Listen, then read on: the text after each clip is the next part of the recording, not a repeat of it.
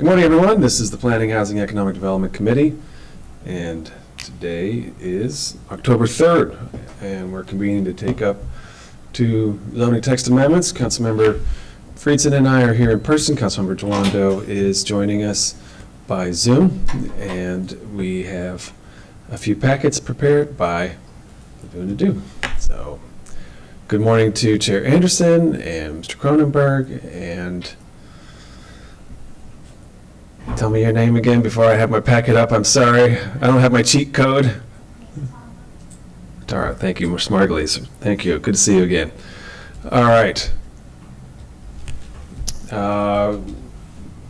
Start off with you, Ms. Nadeau. I want to make a quick note before I start. So the SMA for the Silver Spring Plan was originally on the agenda, and we didn't receive any testimony, and so it was removed. And then, of course, after we removed it from the agenda, we did receive a letter with a question about one of the density and height for one of the properties. Council staff is looking into it, and if needed, we might add an additional PHED work session, like 10 minutes, just to cover that piece. But I just wanted to flag so that people know we received that note about that property and are looking into it. Great, thank you. I saw that. It seemed like it would likely be a technical correction, in which case, you know, it would just be a quick nod here. Right, we're gonna go back and watch both the council session and the PHED session to confirm. Okay, great, thank you. Okay, so diving into the ZTA. So ZTA 2203 is gonna establish the Silver Spring overlay zone. It removes the Ripley South Silver Spring overlay zone, and then it'll modify the Fenton Village overlay. Planning reviewed this ZTA at a planning board hearing post the Silver Spring plan being passed, because what had happened was the ZTA was introduced so that council could look at it as they worked through the sector plan, and then once it was passed, planning board looked at it again to make sure it was consistent with the plan as council had passed it, which led to a few changes that I'll discuss later. OLO did an RESJ impact statement, found that this could narrow disparities in race, ethnicity, and income due to some of the affordable housing provisions. So the Silver Spring Plan is a quick overlay. I know that was all the way back in March through May. It created a capital project fund for contributions collected in exchange for additional density. It revised and removed some overlay zones, created a design advisory panel, supported renovation of the Jessup Blair House, encouraged diverse housing, improved pedestrian infrastructure, and increased tree canopy and green cover. So I'll focus on today for the committee is the proposed amendments. There are three major ones. So first, there's a lot of amendments in there in the attached draft, and all that whole category are amendments that make the originally introduced CTA consistent with the council passed plan. So some of the things that were done is removing mention of the height incentive area, making residential density $5 per square foot, but lowering non-residential to $3 per square foot. Clarifying that projects that exceed 15% MPDUs can get are eligible for additional building height. Removing structured parking as a category eligible for public benefit points. Adding language ensuring diversity and community participation for the design advisory panel, and then clarifying that the planning board will make the determination for the park contributions in lieu of open space. So that whole category of changes is just to make the ZTA consistent with the plan as it was passed.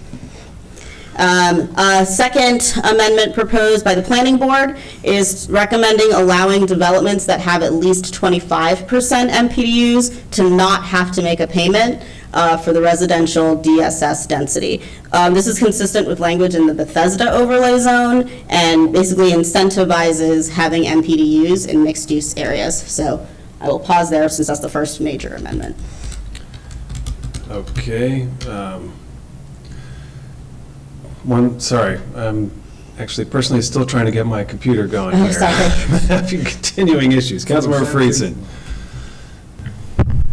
So the planning board recommendation is if you have a 25% MPDU, like we've done exemptions in other cases, like with impact taxes, that you would receive an exemption from the residential density, payment. So this is consistent with Bethesda and satisfies the intention to increase affordable housing, which is one of the main goals of the plan. So I just wanted to give you a chance to gather yourself and reiterate exactly what council staff just noted. I would be supportive of this personally. And we've seen a lot of great outcomes in Silver Spring with development, promoting affordability. We've seen Silver Spring become even more diverse over time. It's really a success story, I think, of how to do development in, anywhere.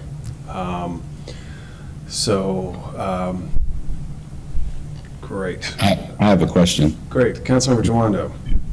So if you could just explain the planning board or staff or whomever recommended this, what exactly this does. The way I'm reading it, it's if you do 25% MPDUs, you don't have to pay a residential density fee. Could you talk about what that normally is? And then also, why was this just not introduced at the beginning? Because you all, if I remember this correctly, this was, this has been out here. We've worked on this plan. Just why is it coming in this way as an amendment? So 2 questions. What is it? Explain to me what that payment would look like in a potential property, and then why are we doing it? Why is it coming forward this way? Sure. So to answer the first question, just as you see in the packet in number 1, part of what was proposed in the plan and then what was ultimately finessed in the work sessions was that any property that's going to build above its base density has to make a contribution and essentially purchase the density at a certain rate. And so here we're looking to sort of reward anyone who's going to go provide sort of a exceptional amount of affordable housing and exempt them from making that payment. So we're generally encouraging affordable housing or more density, but then if you're going to go over a certain threshold, we're letting you out of that because you're providing so much more affordable housing than the minimum required. And it's $5 a foot. Right. $5 a foot, yeah, great. Yeah. And so how does this interplay with the impact tax waiver that if you have 25% MPD, so you get both of those things? Yeah. Okay. So, and in your opinion, you think that's necessary? Because one of the things that has always been, I think, difficult for me over the last 4 years on PHED and for members of the public that I've heard from is we're never looking at everything all at once. Like in anything in isolation in a vacuum sounds like a great idea, but when we're trying to understand the totality of, okay, well, what are the discounts? What's being taken away, allowed for, moved, deferred? I feel like having that whole picture is important for council members, but I think it's really important for the public as a policy objective to know we all want more affordable housing. And the question of how you get it is always something we're going to struggle with and work with, and what are the gives and takes and puts. But I think that, when we're layering on a policy like this, looking at the whole picture would be helpful. So could you speak to, again, to why the second part of my question, I guess, which I didn't let you answer, and I'm adding to it, of why was this not originally part of the proposal? Well, I can speak to the, I guess, the modified question that you're asking, I think. Yeah, sure. I appreciate it. Thank you. In some ways, you could view the $5 a foot payment as a surcharge. It's a payment that you make to provide in order to finance certain public benefits in exchange for the opportunity to develop more than you would get under the zoning, right? So, and just on that point, before you move forward, we had a robust debate, and you had analysis showing that a $10 foot payment, planning department did, could have been sustained, if I'm remembering the debate correctly, and we settled on a $5, which was fine, good, it was compromise. But here we are coming back and say, okay, here's some more. But we thought you could have sustained the $10 payment, but now if you do 25%, you don't have to have a payment at all. And again, not necessarily unreasonable, but just want to understand the context with everything else that's going on. So please continue. Right, and as you know, I agreed, I think planning agreed, but the decision was made, and so I'm not here to argue the pros and cons of the $5, but I would just observe that the $5 is over and above any other impact fee or other payment. It is applied in order to give you the opportunity to get something more than you would have otherwise, and what you are giving in return is some additional public benefit. So in this case, I think you could argue at least the additional public benefit is your 25% MPDUs, which are extraordinarily expensive to provide. So you might look at this not as a discount, but rather the flip side of that is which you're not being asked to pay a surcharge. And I think maybe that sounds like a distinction without a difference, but I think it is relevant here because you are giving something more than you otherwise would be asked to provide in order to get that additional development capacity. Now, as far as the why is this coming late, I don't honestly recall the puts and takes, but I think, and somebody can correct me if I'm wrong, this was the product of the fact that, as Nadu had mentioned a minute ago, there was sort of this overlapping review between the planning board, ZTA, the council considering the plan. Trying to sync that up was just difficult. I don't, and maybe somebody else has something more to add, but that's my recollection, is that there were a lot of moving parts in this, and there was a necessity to kind of do them in the ZTA and the plan in parallel.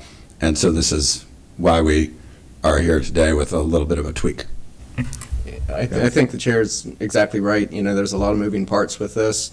I think that the other incentive is that you do get additional height, which we have seen in Bethesda. We've seen that work if they go above the 15%.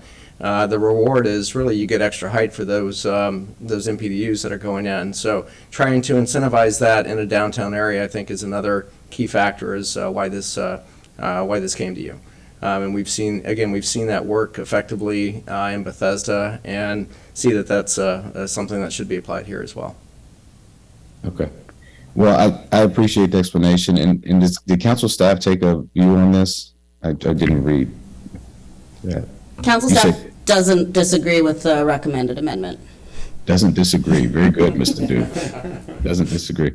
I love that. That's very lawyerly. Well, I'll say this gives me some heartburn. I think the policy on the 25% that was made on previous councils to get rid of all impact taxes, there's been some data that suggests that maybe that wasn't the best deal for taxpayers. Again, this is all trying to figure out what's the best public benefit. We are the guardians of that. And while we all want affordable housing, I think how we get there is a question. I also think the MPDU program itself needs to be reformed. I hope to take that up in the next term. And we need to look at what the baseline levels are. So that's a larger conversation. But I appreciate the explanation, and I guess I'll turn it back to the chair. Thank you so much. I'll just throw it to the mix here. I'm not aware that there's really a way for a project that would do 25% affordable in downtown Silver Spring to achieve that without substantial public investment.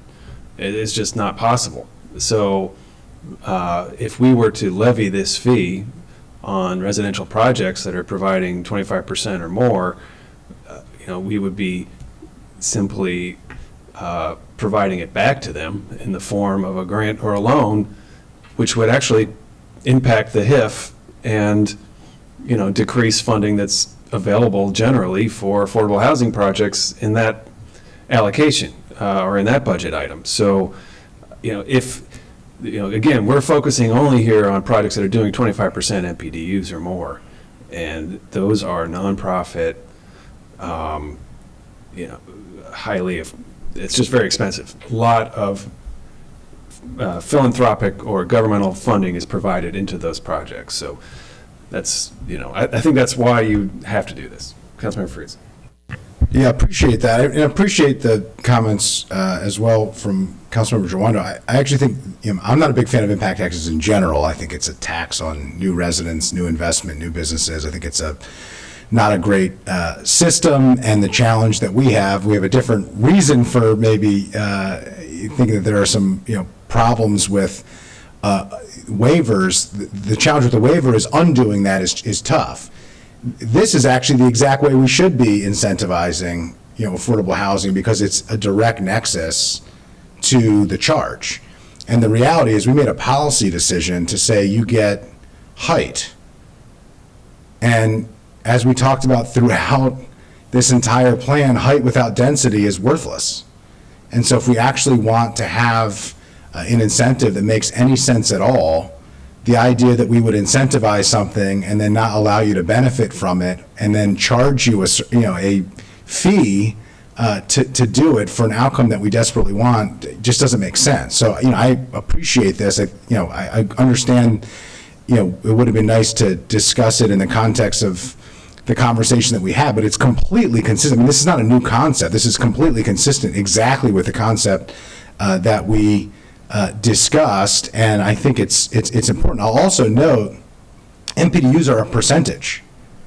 So not only are you getting the additional percentage, you're getting an additional percentage on a higher density.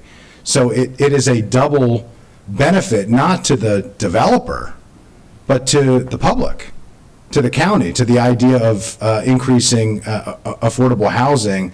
And it's providing additional density after we've already provided additional height in the area that we want the most density and most affordable housing and everything else that we talk about in an activity center with proximate access to more transit than any other part of the county when it comes to Metro, when it comes to bus service, when it comes to MARC, when it comes to the Purple Line. Like this is, Silver Spring is the center of the transit universe in Montgomery County. And, if not here, then where? So, I actually think we should be doing more of this when it comes to incentivization of affordable housing, particularly with respect to the MPDUs. And I think this is actually, I agree with a portion of what Councilmember Jawanda, you were saying, and actually think this is, to address your concerns, this is the better way to actually incentivize it, and, finding more opportunities to do more things like this, to me, make a lot of sense. So I'm supportive of it, as I noted before, but I thought it was important to highlight the fact that this is certainly consistent with the entire conversation that we were having as we developed the plan.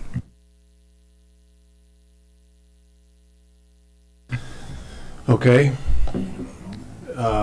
Yeah, do we need to vote on these amendments? I suppose we do. Otherwise, they're not amendments. All right. Well, why don't we continue through the clarifications, and then we can take them all together, unless the council member would like to have them separated out. Okay. So the next two amendments are just a bit of cleanup and clarification. So one phrase in the ZTA is that urban farming is allowed if done on a rooftop. And then the second says the raising of roosters is not allowed. Council staff recommends striking that second sentence because roosters are already prohibited under urban farming. Yep. And then No objection. the second clarification is that the additional height for buildings recommended for 300 or 360 feet must be approved under the optional method development. So just adding that's the process that will be used. All right.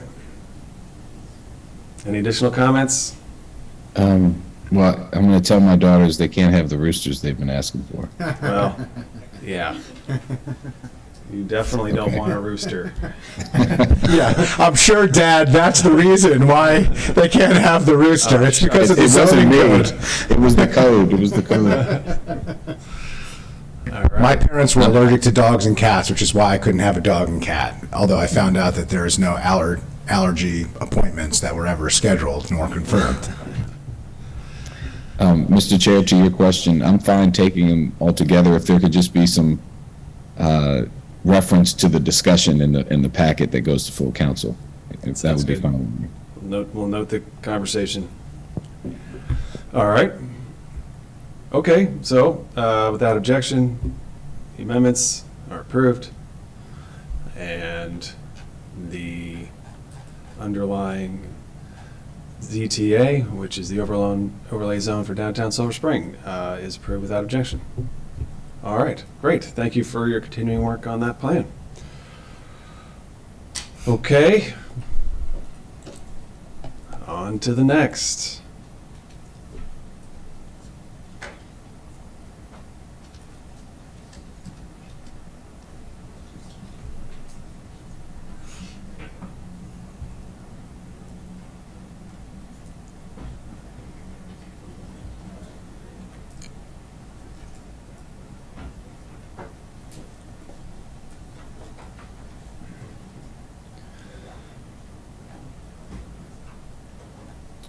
All right, so now we're going to be taking up ZTA 2201, which is antenna on existing structure use standards. This is lead sponsored by myself. This zoning text amendment seeks to address a problem with the existing code, which is that the council passed a helpful zoning text amendment that allows for the deployment of additional wireless infrastructure, but it did so in a way that creates an incentive that is not what we want, which is it has an incentive to create new poles. And we would rather that companies co-locate and use existing infrastructure rather than creating new infrastructure. And that's one of the essential goals that we're trying to achieve. So this zoning text amendment seeks to fix that problem and allow for the deployment of the infrastructure where it has the least impact on existing light poles, existing utility poles. And so I will turn it to council staff to take us through, and I want to just put a pin in. I would really like to get an update today on the master licensing agreement. And so after we work through the ZTA, we can come back and ask about that. I know that Ms. Herrera is here, and she can update us on that at that time. So, Ms. Nadeau. Okay, so ZTA 2201 had a public hearing about a month ago. I'm going to do a quick summary of the testimony on both sides. So opposition testified that the approval process for antenna on existing structure would lack public input, that the negative effects of radiation need to be studied further, and the technology has become obsolete, and then questioned the legal necessity and impact on the environment. We also did receive several letters in support from MD 5G Partnership, which is a group of organizations, a few chambers of commerce, the Fraternal Order of Police, T-Mobile, and their testimony was about the benefits of wireless connectivity in various public sectors, as well as the unintended consequence of incentivizing a telecommunications tower rather than an antenna on existing structure. And then lastly, a letter from the town of Chevy Chase asking for several amendments. I'm going to save amendments to the end if the committee doesn't mind. So Planning Board also recommended approval based on the county's longstanding practice of encouraging co-location for equipment on poles. And then lastly, there was a racial equity social justice statement from OLO that noted the expansion in 5G services could help bridge the digital divide, but that there was no consensus yet on the health and environmental impacts, and so health inequities remained unknown. So going through the ZTA, first I'm going to read the definition for antenna on existing structure because it is different from telecommunications towers, which we did last year. So this ZTA relates to the antennas that are attached to an existing support structure. Those structures in the code include a building, a transmission tower, a light pole, a water take, a barn, a sign. For the most part, it tends to be utility poles is who uses this provision. The setback for antennas on existing structures is 60 feet, and this ZTA would reduce that setback to 30 feet. So a little history of a question I've received a lot, which is the how this happened. So when ZTA 1907 was introduced in 2019, the setback was 60 feet. After very many committee and council work sessions, the setback was reduced to 30 feet because there are streets and neighborhoods where the streets are narrower than 30 feet, so there was a concern we'd still be prohibiting service. So that was reduced to 30 feet. But the antenna on existing structure is a completely separate use that had never been part of that ZTA, so it was not amended last year because, in all honesty, we would have needed a whole separate ZTA for this structure. But can I just say that we Yes. thought it was, or many of us did. Yes, I do think council's understanding is that at the time of passing was that this would apply to everything. But unfortunately, it was a separate use, so here we are reviewing this again. Another thing that I will note is utility poles are different from streetlights and telecommunications towers. There's a lot of laws around how much we can regulate with utility poles. For example, we don't issue building permits for them because a lot of the things about utility poles, because we want to provide electrical services and such, is governed by the Maryland Public Service Commission, which I just note as we work through this, what council can and cannot do. So again, the intent of the ZTA is to make sure that you don't incentivize installing a telecommunications tower instead of an antenna on existing structure. I think I'm unfortunately becoming known for giving a lot of math during PHED, but the example here is right now there's a situation where a provider might install a telecommunications tower 30 feet from someone's house because they can't do the antenna on existing structure 45 feet from their house. So it's discouraging co-location, and also in a way, if you make them the same, you might actually get that utility pole that's further away instead of a whole new telecom tower. Can I just add to that? One of the community concerns that was animating opposition to this was neighborhoods where there aren't utility poles. And that was really, I always felt like the fairest criticism and the hardest part of this was finding a path for those neighborhoods which have sort of these, architecturally designed street lamps. They don't have utility poles because everything's been buried. And, we provided a path for poles to be put there. Now we're saying, we're only going to allow new poles to be installed in those neighborhoods, but we're not going to allow antennas in neighborhoods where you already have utility poles. Like, to me, that's completely, it doesn't make any sense whatsoever. And I say that as someone who lives in a community where we have utility poles, and they will be added to some extent into that network of utility poles. So, I think we've already done the hard part. This is the easy part, which is reducing the proliferation of new poles and allowing for a very efficient, non-duplicative kind of installation so that we get the most streamlined, least obtrusive, and most neighborhood-friendly deployment. So my editorial comment there. Please continue. At page 4 of the staff memo, I did drop a graphic in there because I know it's really hard to picture the telecommunication tower versus the utility pole versus the antenna. So I just flagged that for anybody following along to see what piece we're talking about here. So next, a section in the memo on the federal law about health effects and recent cases. So again, want to note Congress has preempted the county from considering regulations regarding RF health issues. So any standards made can be about aesthetics requirements, but the council's not allowed to consider the health effects. I flagged that. Not allowed to consider the health effects. Interesting to note that the Montgomery County Medical Society, which is our premier organization of physicians, has weighed in favor of passing this zoning text amendment. So I put in the memo the citation from Congress about that. Next, so August 2021, shortly after ZTA 1907 was passed, the Court of Appeals for the DC Circuit issued a decision in Environmental Health Trust v. FCC. I know that's a case that a lot of us had been waiting for. The DC Circuit did hold that the FCC's refusal to reconsider the health effects was arbitrary and capricious, and they remanded back to the FCC. The court did not give the FCC a deadline for that review, so I can't tell you when that will be completed. But basically, they asked for a more reasoned explanation. They did explicitly say that they're not taking a position in the scientific They're not debate. challenging the science. They're just asking the agency to explain it better. Right. So that I shouldn't even characterize it. They're not challenging the science. They're just asking the agency to do what it is required to do, and they found that they did not do what they were required to do in terms of the process that they're supposed to go through. So they will need to do that. But they were not taking a position on the science, just the process. Right, and hopefully the FCC does that very soon, but for now, the law still stands that the county can't consider the health effects, but again, can look at aesthetic requirements.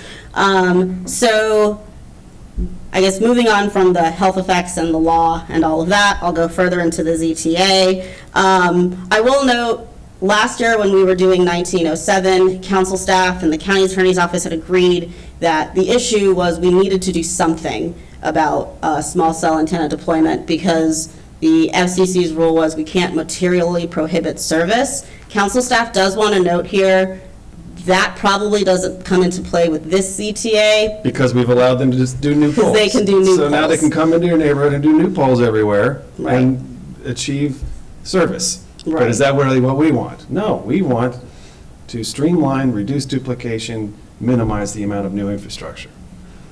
And then, okay, I have some stuff about how the county policy has encouraged co-location, but I will move from that on to some proposed amendments. I mean, just as an example, you know, correct me if I'm wrong, but if you're on a block where all the utility poles are on one side of the street, they can start coming and putting the poles on the other side of the street now.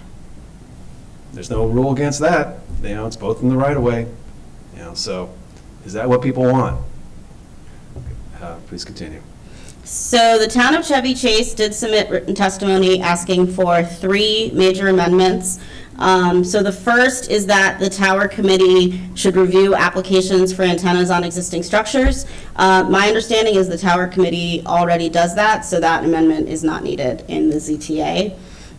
Second, Okay, asking. I just want to pause on that, because first of all, I wanted to thank the town of Chevy Chase. I thought their letter was thoughtful, and I appreciated their approach very much. It was very constructive.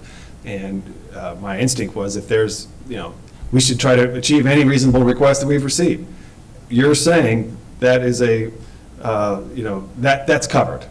We don't have to add any additional language because that concern is addressed. And I see that I'm guessing the reason they asked is, so the language that makes that covered is in a different section of the county code, not explicitly in the zoning ordinance, So let but the record obviously show both that it's apply. our legislative history is that it's covered. Yes. And there won't be a problem, but if there's any issue, they can, parties can watch the record here as we're discussing this and see what our clear intent is. Right.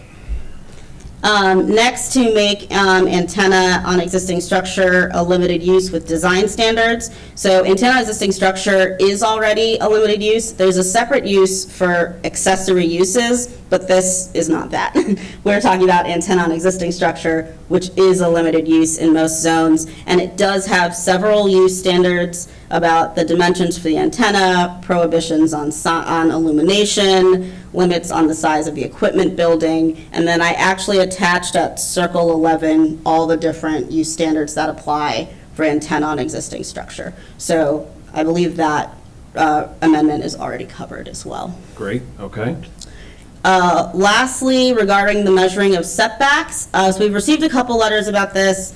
There's a concern that because the antenna, well, let me rewind. If you picture a utility pole, it has wires on it, and you can actually attach an antenna to the wire, so to speak. That's called a strand mount. So that's why in the ZTA, the word structure was changed to antenna to make it clear that it's the antenna that should be 30 feet away. And that might not necessarily mean the pole is 30 feet away, but the antenna will not be closer than 30 feet. So there was a question about whether you're measuring on an angle from the antenna to the house or measuring straight across. My understanding is that setbacks are measured straight across. I will follow up and confirm this with DPS because there's been questions about whether we need clarification here. Council staff's concern is if you clarify here, now do you have to clarify every time we measure a setback in the code? Right. It's probably better to just know setbacks are always measured across the ground. Always are, But I always will have follow up been. with It's a that. really important point. Planning is nodding, But so. you can discuss this, you know, so that the record is clear.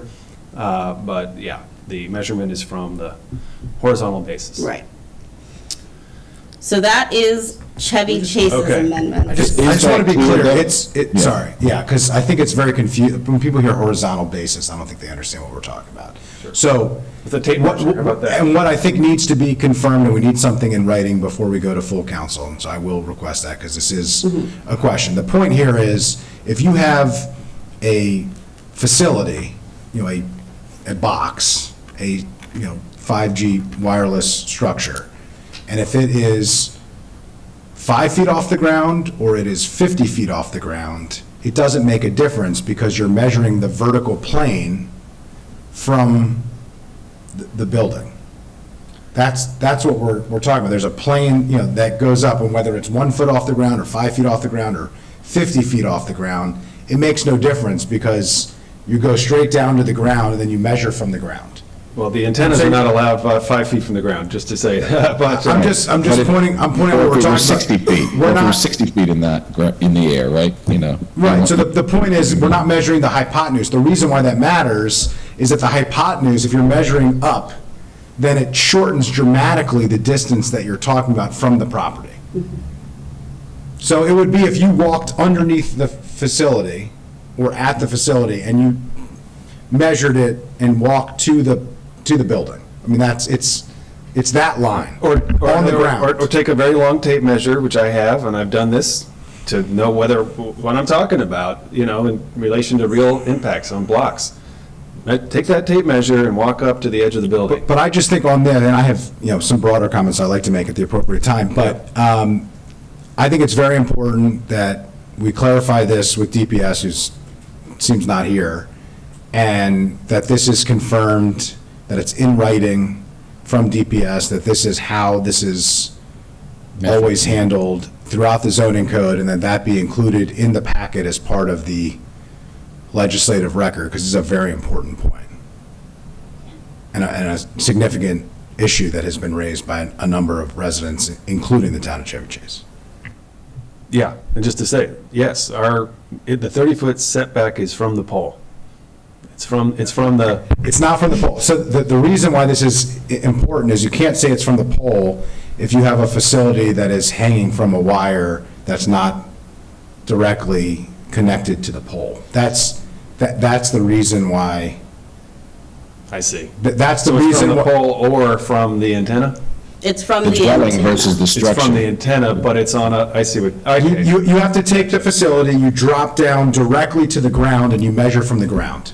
It's a Exactly. straight line. There you go. That's English. That's what's happening. So we have to stay away from measuring from a pole or, because okay, fair that's what enough. we're talking Well about said. here. There's no But- hypotenuse. But the point is we have this confusing conversation that nobody is really understanding, I would imagine, based on how we're describing this. DPS needs to include in writing, and that needs to be included in the packet from my perspective, for the full council, exactly how this is consistently measured throughout the zoning code so that it can be referenced by everybody. Perhaps a diagram would be helpful as opposed to trying to use just text. With a diagram would be helpful. Yeah. Thank you. And you can put a diagram in the zoning code also, we have a few of those. One thing I do want to note is previously, this section of the zoning ordinance did say structure, and it was changed to antenna. That is one of the 2 words that were changed to accommodate the strand mounts. So there was a time when it was measured from the pole and not the antenna, but now that it's getting closer, we want to make sure that we're keeping it at least 30 feet away. So I just want to note that in case there was any desire to change it back to structure, that could be done. Gotcha. So this was anticipated in the language that we have. Right. And now we're highlighting it, and we're going to put a diagram so that, your average person can also understand what they're saying. Right. Because the concern is if you leave it a structure, you could have the pole 30 feet and then the antenna is even closer, and we did not want to create that situation. So that is actually it for the amendments that are included in the packet, but I believe Councilmember Friedson had some, so. Councilman Friedson. Thank you. Appreciate all the work by council staff, and first of all, this zoning text amendment is just the latest in what is an extremely complex issue that this council and the prior council have been working on for many years. And I just want to acknowledge that we have received a large volume of comments and questions, and I appreciate the time and care that residents have taken to weigh in, to share their perspectives, and a significant amount of research. And I've spent quite a bit of time, including last Friday, a very productive conversation with residents. The ZTA, as was noted, it has been described as a technical fix. I do think it is substantive, and I think it's important that we note that. It's not legally required to comply with federal mandates, as was noted earlier as well, which was one of the main reasons why we moved forward with the prior zoning text amendments. That was the context in which we were operating.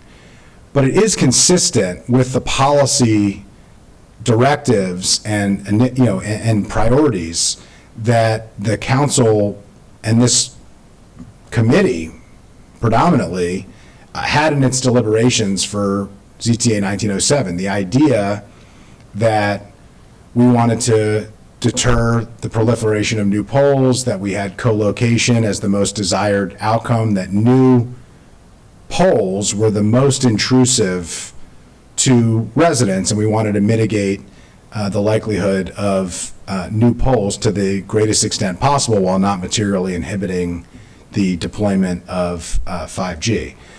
I personally put forward, this committee adopted a number of amendments to achieve that goal and to mitigate placement impacts to residential dwellings. The mitigation measures were included in Section 352, which we were taking up in the prior ZTA 1907, but they're not included in Section 3514, which is what we're here discussing today.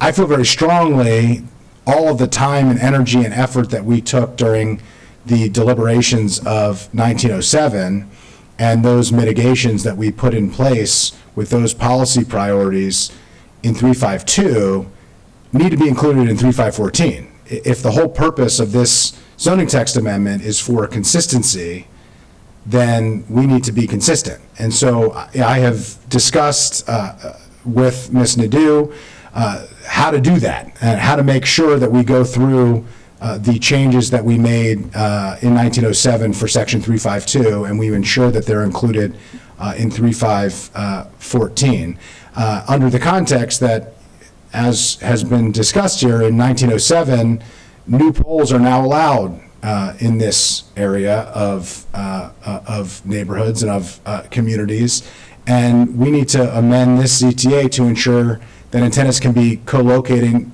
to the greatest extent possible with existing structures, which we have determined is the preferred outcome, but in a way that is consistent with how we handled this exact same issue in Section 352 when we took up ZTA 1907. So I just wanted, if it's okay with colleagues, go through those for discussion here. I'm hopeful, if there is consensus, that we can agree to move forward with these, consistent with what this committee did in the prior zoning text amendment, and that we could allow for council staff some time to actually draft those zoning changes to present to full council. So that's my interest here, and if it's okay with the chair, I'll go through them.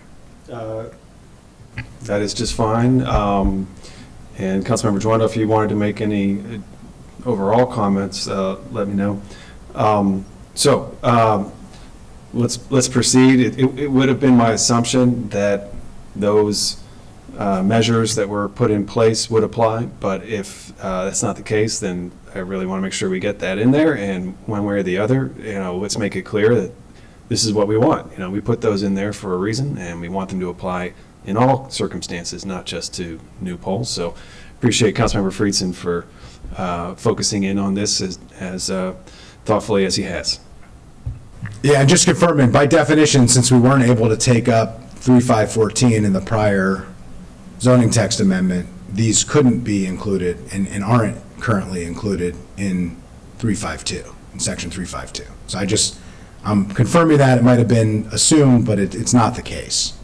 So I'm getting a nod from Ms. Nadeau, so I want to note for the record. So this is important. These amendments do matter. They are substantive, and they do make it consistent with what or will make it consistent, is my intention with what was approved through this committee, 1907, ultimately through the council. So the first one was related to pole proliferation. This was about facilities must be at least 150 feet from the nearest antenna occupied or controlled by the same carrier. In this case, it would be antenna. An antenna must be at least 150 feet from the nearest antenna occupied or controlled by the same carrier. Is that correct, Ms. Nadeau? Yes, that would be the way to change it, is to change the word replacement tower to antenna. Okay. So you want me to just go through all of these, and then if there are any comments from colleagues, you want to take them up one at a time? First of all, we'll say, you're drawing these from what we already did. Right. And so I think it's fair to say we would assume to approve them all. So, yeah, why don't we can discuss, and then we can vote on them all together at the end. Okay, great. So that's the first one. I mean, the issues themselves might be complicated. The reason why I'm doing it, I've already explained, so I'm not going to go into detail for the rationale behind it. This is literally what we ultimately arrived at in 1907. So the second is about preferential placement. In 1907, when choosing a replacement pole, it must replace pre-existing poles that are close at intersections along non-front-facing sides of residential properties, abutting non-residential properties, and not in front of residential front doors. If these standards cannot be met, then the applicant must provide an affidavit stating that either permission from the pole owner could not be obtained or service could not be provided at an alternate location.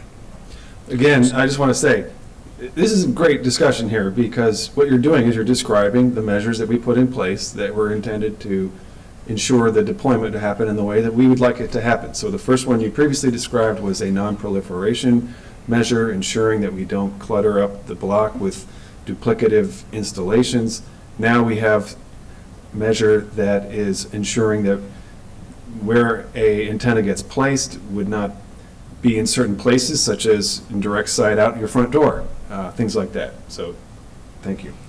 Yeah, appreciate that. So would be requesting here with the agreement of colleagues, an amendment that requires the same conditions for the placement of antennas, that they not be, they can't be in front of residential front doors, recognizing that there is more flexibility for the facility, as we talked about earlier, than a pole. You could put a pole somewhere and then have the facility on the wire through the strand mount, as was noted.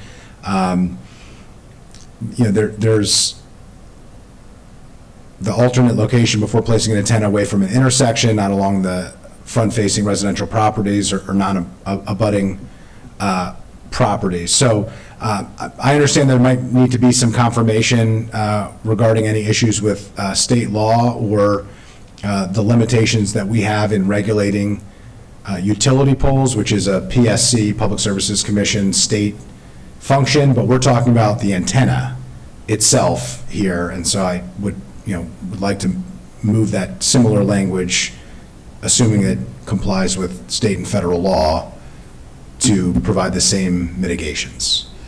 That's correct. There's a lot of moving pieces in this preferential placement piece. Council staff can go through each one and see which can be done for antennas that doesn't affect restrictions on the utility poles. Okay. Okay. Well, appreciate that. I think it's important. We are talking about the antenna. We're not talking about the pole itself. So I would think that most, or if not all, of these protections would apply. But obviously, you're going to need to check that out. I appreciate that. So we had also included a provision on removal. 1907, just as a reminder for colleagues, said that a pre-existing street light or parking light pole must be removed within 10 business days after power is activated to the replacement tower, and a pre-existing utility pole must be removed within 180 days after the replacement utility pole is installed.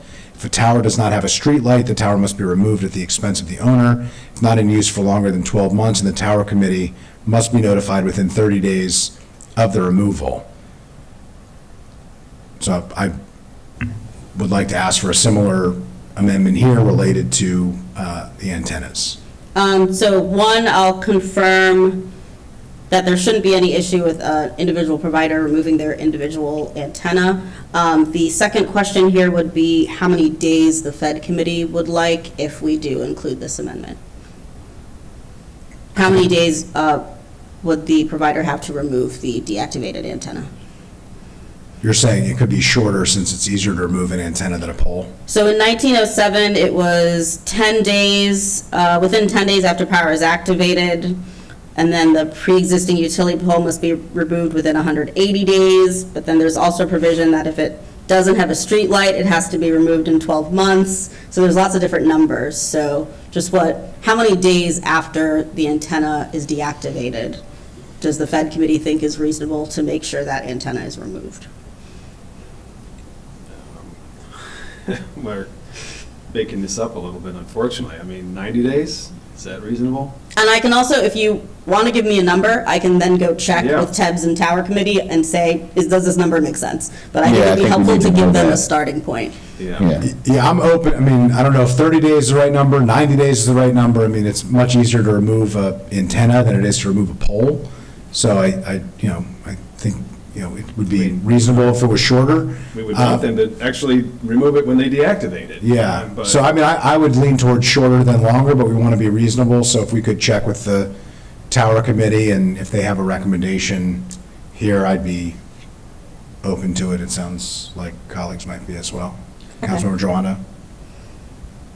Yes, yeah, I'd love to hear what they have to say. I mean, I have some general questions. I'm just want you to go through your stuff here, but I have some other things I'd like to ask at some point here. Sure. Sorry. Did you want to, I'm sorry, I didn't want to interrupt. Did you want to now, or you want to wait until after we go through these and then? Yeah, you can continue to go through. Okay, sorry. Thank you. Okay, so the question on height, I'd like some clarification on this, because we spent quite a bit of time talking about the height of telecommunications poles in the prior conversation. I fully understand and appreciate the fact that in the context of this conversation, we are talking about adding a facility to a utility pole, and the utility pole itself, we don't regulate. We regulate just the antenna that would be placed on the utility pole. And so we can't control the height if, say, Pepco wanted to place a pole. So I just want to note that. I want to make sure everybody understands, that I understand this too. However, presumably, we can control the facility, how high the facility, the wireless facility goes, the antenna on that pole.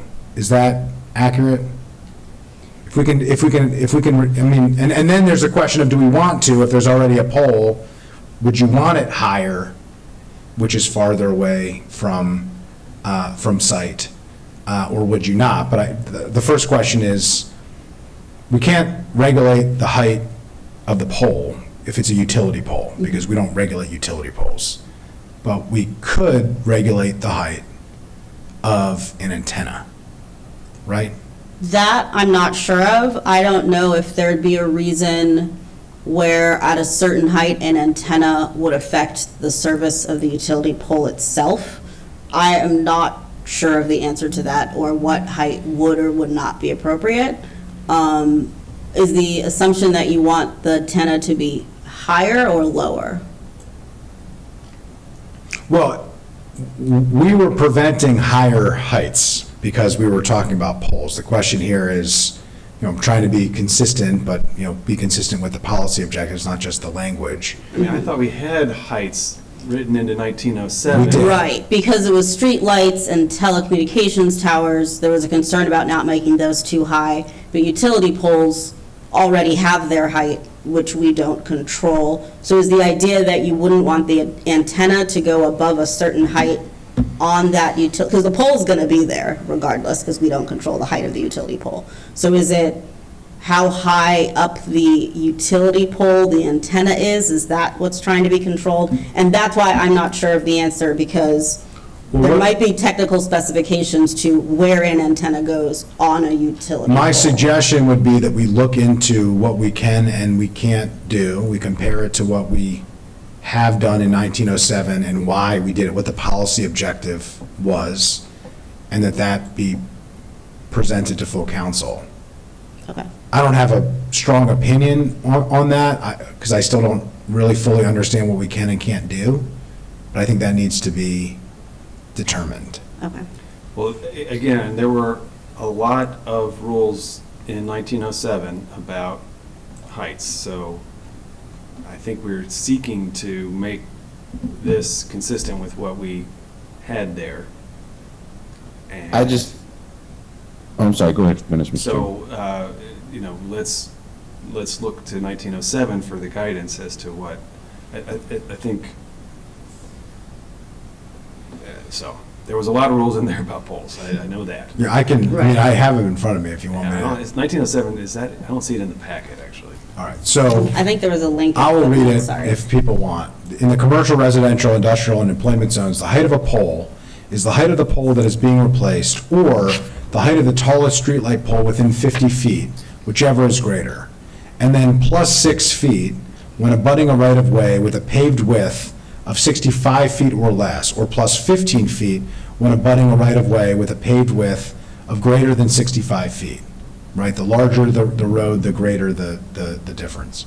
In the agricultural, rural residential, and residential zones, the height is the height of the street light being replaced, plus 6 feet when abutting a right-of-way with a paved width of 65 feet or less, or up to 25 feet where the height of the pole being replaced is less than 20 feet tall, whichever is greater, or plus 15 feet when abutting a right-of-way with a paved width greater than 65 feet. For utility poles and parking lot poles, the height of the replacement tower is the height of the pre-existing pole plus 10 feet. And also 1907 is at a link at footnote 1, if that helps. I thought it'd be a little lengthy to include the whole thing, so I just attached the link. Sure. Okay, so footnote 1, which is on page 3 of the packet. There's a link to the staff report and then a link to the ZTA itself. Okay, so the two big questions here are, confirming that we are not allowed in fact to regulate the height of a utility pole. That is definitely true. Okay, so we'll Because we don't issue building permits for utility poles. Okay. Right. All right, well, please confirm, you are That's very been my confident- understanding, yes. Your understanding, which, you're very confident about, but I hope that we can confirm that I will and put that in the confirm packet. The second question is, what then can we regulate when it comes to the height placement of an antenna facility? And then the third piece would be, because an antenna facility is different than a pole, based on what I just read, which is a very specific, very intensive, which changes based on the context of where a facility is being placed, what the height is allowed to be, which we took quite a bit of time working through that. And figuring out what of the specifics here are applicable to an antenna. And I think, the full council needs to decide on that. Okay, so on, And let me just say, and I'll go to Councilmember Duana. So in the ZTA 1907, on lines, and you may have already said this, but forgive me if you did, but line 108, 105, utility poles in residential zones are allowed to be up to 10 feet higher than the existing pole, right? Am I reading that right? Yes, that sounds right. And so, are you asking whether we would want to allow the antenna to also be up to 10 feet taller? Or are we asserting the same thing about the pole? Well, my point here is, what we're supposed to be talking about here is not the placement of a new pole. We're talking about allowing for an existing pole, or existing utility pole between 30 and 60 feet to be able to accommodate an antenna. I mean, unless I'm mistaken, that's the context of this entire conversation and the purpose of the zoning text amendment. Right. So the question is, if that's the context, we're not really talking about the height of a new utility pole. We're talking about the height placement of a new antenna on an existing utility pole. Well, it could be the top of the pole. That's the one, there are designs where comes off the top. It's not necessarily a fixture hanging from it. Well, this is a more direct question. Is there a reason for us to include in 3514, which is the part of the zoning code we're talking about here, language on new utility poles? No, I would not include language on new utility poles. Because the purpose here is to Because talk it's antenna on about the existing structures, structure. which we're changing to antennas, which is specifically referencing the 5G antenna facility, which is being affixed to a pole of some sort. And we dealt with specific types of poles in the last zoning text amendment, and now we're dealing with specifically utility poles. Is that accurate? Yes, I will, just to caveat that antenna on existing structure includes many types of structures, but for the most part, the majority of the applications the county sees are to affix the antenna to a utility pole. But I just want to clear that there are other structures that exist. That's just the one that we get the most But applications the other for. structures that exist were covered in 352, besides utility poles? Well, so there's street lights, there's barns, monopoles, water tanks, a sign. There's different types of structures that an antenna can be affixed to. I understand, but in 1907, 1907 was telecommunications towers, so it tended to be street lights. An entire telecommunications tower could hypothetically be utility poles as well. And then there's one more I'm missing. No, I believe that's the main three for telecom towers. I mean, a utility pole with an antenna on it was termed as a tower, which created a lot of confusion, frankly. Which created confusion, yes. Because people thought, Because putting an antenna on the utility pole does not make the utility pole a telecommunications tower.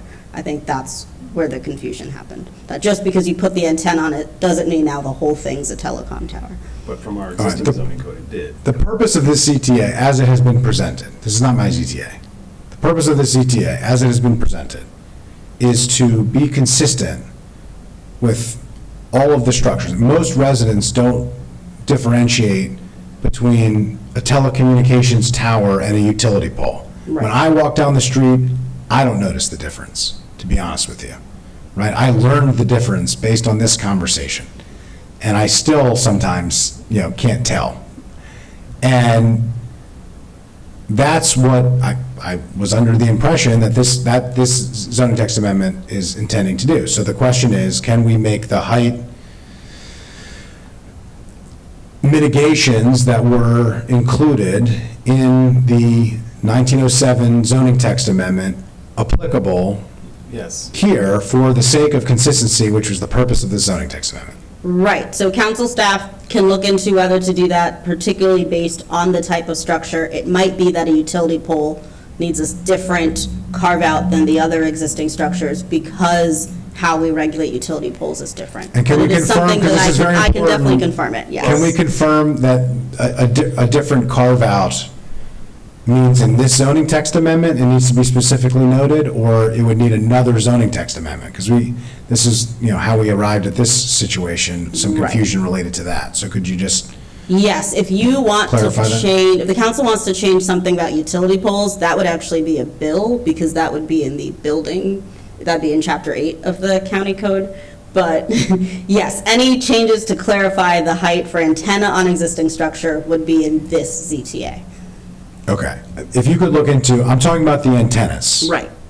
Like, we're not talking about the poles, because nothing else we're doing in the zoning text amendment relates to the regulation of a utility pole. Right. It has to do with the regulation of the placement of an antenna. So if we could look into the height of that and then present options and demonstrate what consistency would look like for the full council, I think that would be helpful. So I just want to say, I believe we can just use what is in 1907 to guide this. I'm not hearing anything that is different from that. What I want to clarify is if you just took the language from 1907, that it's not trying to regulate the height of the pole, that it is only regulating the antenna itself, and that there's no technical issues with providing service by making that amendment. Sure. Yeah, so the intention here is to make it applicable to the antennas, which is what the subject of this zoning text amendment is, not the poles. Right. And figuring out how to make that applicable and presenting to the council is what I'm asking for here. So we're on the same page, at least, of what's being requested? Okay. And we're not trying to necessarily create any new height allowances. We already litigated that. We're trying to just do what we did before, make sure it applies. Okay, the other piece that I think is directly applicable is related to maintenance. The 1907 ZTA noted that the owner of the antenna must maintain the antenna and is responsible for removing graffiti and repairing any damage. The question is, for an antenna on an existing structure, can we include similar maintenance, good working order language? My understanding is yes. If we're allowed to regulate design, you should be allowed to regulate that the upkeep, is keeping with that aesthetic. Or Yes. I should say aesthetic, not design. But aesthetics, graffiti would be part of this aesthetics, not being in a state of good repair would relate to aesthetics. So I think maintenance should work. Okay, so I'd ask for that as well. And with that, those are the 5 main issues. I don't know, Ms. Nadeau, if I've missed anything that you think was from 1907 that we worked on that's now included in section 352 that should be included for consistency's sake in 3514, but those are the 5 main ones that I noted. Okay, so to let the committee know, what I'll do is, obviously there's no language before you, so for each of these, I will confirm those questions, confirm what we can and can't do, draft language for each of those pieces, and then the question is whether the committee would like to meet again to see that, or we just bring that to full council. Yeah, if I could chime in. No, I was as going to well. say, Councilmember Towanda he's probably got more to add here, so. Yeah. My strong preference would be that we come back to committee. I mean, there are basic questions about what we can and cannot do. I think we'd be setting ourselves up for potentially a non-productive council session or more time than we should take at council session without having the answers to these questions. And also allow council members, myself included, to think about, to process what those answers are. And if we do want to propose, I understand it might be the chair or and my colleagues' preference not to change anything, but there might be those of us who would want to consider based on the authority and the answers to those questions. So I would like to ask, just as a general premise, that we get the answers to these questions, get the language, and come back to committee. Also, just backing up way back to the beginning of the conversation, I did not support 1907. Along with Councilmember Katz, and I didn't support it because of the pending litigation that has now been. We were waiting for the decision. At that time, it was imminent, and it did come, I think, a month or several weeks after the ZTA was passed, which remanded, as Ms. Nadeau appropriately discussed, the health effects studies and rationale to be updated and redone. That obviously has not happened. And so that could have been, that was one of many outcomes that could have come out of that case. It could have been they threw out more than that. They didn't. So I wanted to know what that outcome was. I do think, since they did remand that portion and asked the FCC to update those regulations regarding health, that should happen, and hopefully to happen quickly. And if we get that information, we'll need to if it changes anything, we would need to take action. But so I do think it's appropriate to make this consistent with what the body did, in this CTA. And so I appreciate that that's the effort here. I guess we address the height in the issue of how far the facility is from someone's home. So if they walk out, if they find the box or whatever it is, and then walk back to the facility or vice versa, it would be 30 feet. I think we've clarified that. That's one of the things you're going to triple confirm, right, Ms. Nadeau? Yes. Okay, sorry. Yeah, I can't hear you unless you have your mic on, but I saw your head moving. But okay, so again, another thing that's, I think, a core point that we all agree on that was the intention. Are there other, I mentioned we had received several of these were mentioned by Councilmember Friedson, but just, I have a baseline question. The goal here of this ZTA is to not incentivize or kind of have the perverse incentive, so to speak, of more polls and more being, kind of the proliferation of these. Just as a question, do we know since we passed this, the council passed ZTA, 15 months ago or whatever it was, how many new polls have gone up or been requested? I do not know the exact number off the top of my head. I believe when I spoke to Oza recently, I think the hearing examiner had seen, I want to say less than 3, but those are for the ones closer than 30 feet. I can confirm how many in the above 30 feet we've received. Okay. I just think it's important context and information. If we're, if we're trying to solve a problem, does the problem exist? And based on the current process that's in place to put a new poll up, it may, and it might in the future, but I just think that would be important information to have as well. Are there any other, Mr. Nadeau, inconsistencies? I know we received a letter from the constituent that I know you just received this morning, that brings up several of the things we've kind of touched on. But from your review, are there other inconsistencies between 1907 and 2201, or things that you think that we haven't discussed that need to be looked into?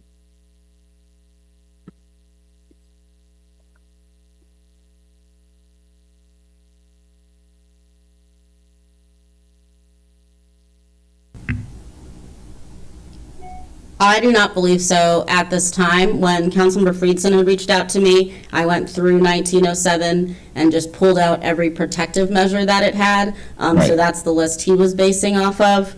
Right. The only other thing I can see from other testimony we've received is the issue about notice. Tower Committee does post every application they're going to review on their website, but notice doesn't get sent out to everybody.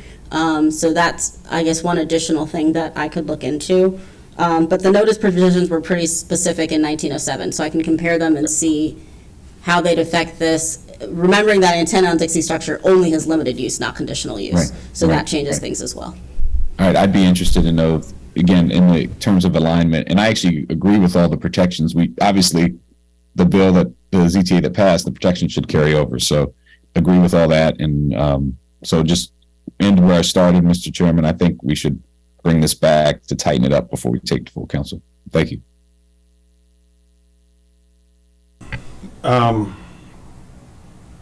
Well,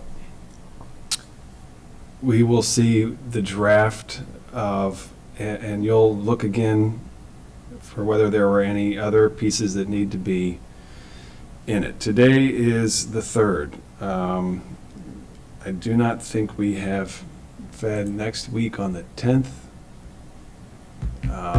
but there's a conflicting, there's public safety that morning, and there's E&C.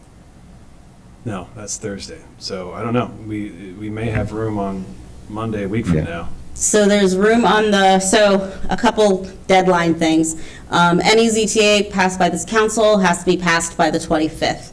So the only remaining council dates are, I think, the 25th, the 18th, and the 11th. So if we came back to PHED on the 10th, it could go to council on the 18th, which would allow full council to have a work session on the 18th. and action on the 25th. Because alternatively, if you push PHED to the 17th, then full council has to do work session and action the same day. And the 17th already has a very substantial agenda. It does. So the 10th appears to be fine. Well, That the only- works out I well don't see too, any other committees because, meeting at that time either, so. right, and that works out well because then if Ms. Dunn does need the additional work session for the SMA for Silver Spring, then we can just do both on the 10th and get all the zoning done by end of October. The only thing, Mr. Chairman, we had discussed this, I think, last week. On the 10th, public safety meets, and my bill, the community forum police, is the main agenda item that morning. They do have an update on crime statistics, so I can maybe try to. Well, we could probably start at 10:30.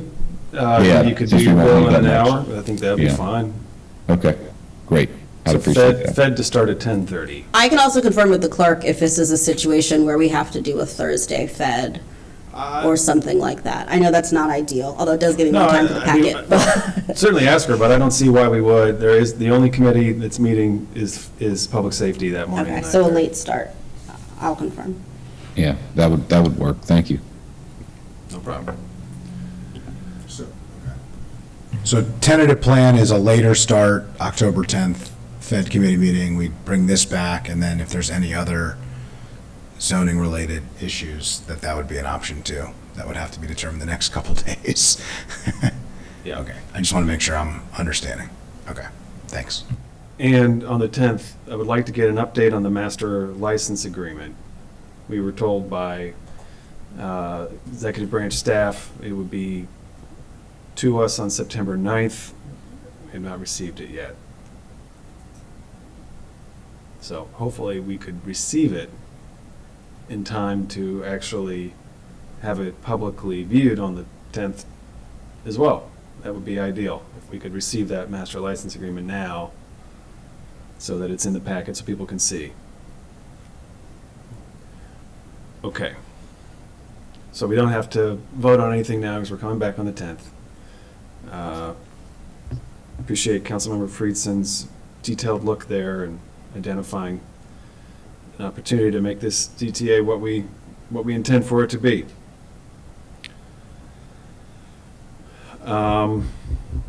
And let's touch base on who should be here for that next session on the 10th. Okay. All right. Anything else? Okay.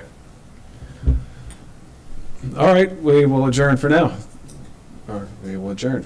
Thanks. Thank you, everybody.